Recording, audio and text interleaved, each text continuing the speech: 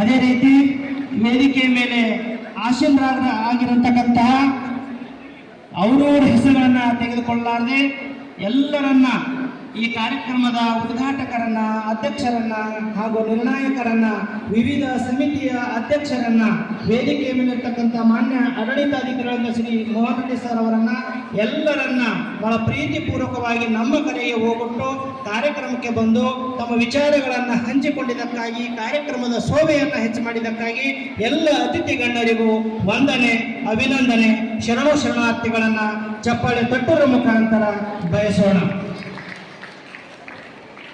ಈಗ ಸ್ವಲ್ಪ ಮಕ್ಕಳಿಗೆಲ್ಲ ಗಮನಿಸಬೇಕು. ನಮ್ಮ ಶಿವರಾಜ್ ಪಟ್ನೆ ವಿಜಯ ಕರ್ನಾಟಕ ರಕ್ಷಣಾ ವೇದಿಕೆ ಅಧ್ಯಕ್ಷರು ದಯಮಾಡಿಸಿ ವೇದಿಕೆ ಮೇಲೆ ಬಂದು ಪೂಜ್ಯರಿಂದ ಆಶೀರ್ವಾದ ಪಡೆಯಬೇಕಾಗಿ ಶಿವರಾಜ್ ಪಟ್ನೆ ಸರ್ ನಡ್ಕೊಂಡಲ್ಲಿ ಬಂದಿದ್ದಾರೆ.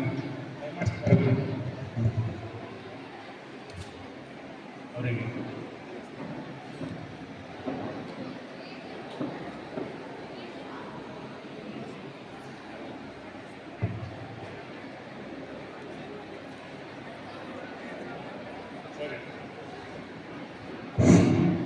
ಎಲ್ಲ ಮಕ್ಕಳೇ ಈ ಕಡೆ ಗಮನಿಸಬೇಕು.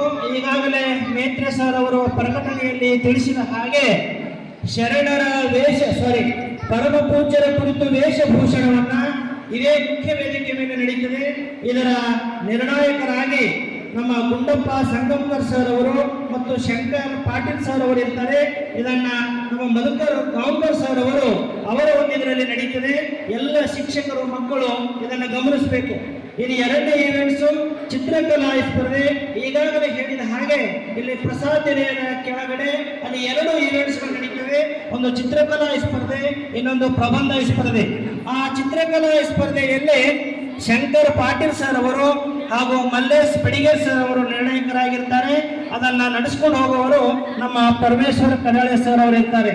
ಅದೇ ರೀತಿ ಪ್ರಬಂಧ ಸ್ಪರ್ಧೆಯನ್ನ ಅದರ ಅಲ್ಲೇ ಕೆಳಗಡೆ ನಡೀತದೆ ಪ್ರಸಾದ ನಿಲಯದಲ್ಲಿ. ಎಲ್ಲಿ 2 ಇವೆಂಟ್ಗಳನ್ನು ಮಾಡಿವೆ. ಅದರ ನಿರ್ಣಾಯಕರಾಗಿ ಬಂಡೆಪ್ಪ ಶರಣರು ಅವರು ಪರಮ ಪೂಜ್ಯರ ಕುರಿತು ಬಹಳಷ್ಟು ತಿಳಿದುಕೊಂಡವರಾಗಿದ್ದಾರೆ. ಮಕ್ಕಳಿಗೆ ನ್ಯಾಯಯುತವಾದಂತಹ ಆ ಬರವಣಿಗೆಯನ್ನು ತಿದ್ದುವುದು ಒಂದು ಕಷ್ಟಕರ ಕೆಲಸ. ಹಾಗಾಗಿ ಅವರು ಬಂಡೆಪ್ಪ ಶರಣರಿಗೆ ಪೂಜ್ಯರು ಒಪ್ಪಿಸಿದ್ದಾರೆ. ಅದನ್ನ ನಡೆಸ್ಕೊಂಡು ಹೋಗುವಂತವರು ನಮ್ಮ ರೇಖಾ ಟೀಚರ್ ತಂದುಗಳವರು ಇರ್ತಾರೆ. ಅದೇ ರೀತಿ ಭಾಷಣ ಸ್ಪರ್ಧೆ. ಇದು ಪೂಜ್ಯರಿಗೆ ಹೇಳಿದಾಗೆ ಚನ್ನಬಸವೇಶ್ವರ ಆಶ್ರಮದ ಆ ಗಾರ್ಡನ್ ಇದೆ, ಅಲ್ಲಿ ಶಟಸ್ಥಲ ಧ್ವಜಾರೋಹಣ ನಡೀತದೆ.